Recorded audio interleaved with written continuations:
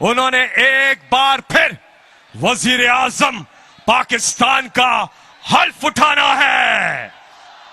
वो जो अपनी कौम के लिए डट के खड़ा है और इंशाअल्लाह हमें तमाम पाकिस्तानियों को वो हकीकी आजादी दिलवाएंगे, क्योंकि उन्होंने सियासत में आते वक्त अपनी कौम से ये वादा किया कि ना इमरान खान अल्लाह के सिवा किसी के सामने झुकेगा और ना ही अपनी कौम को झुकने देगा। तो वादा पूरा किया मुल्तान।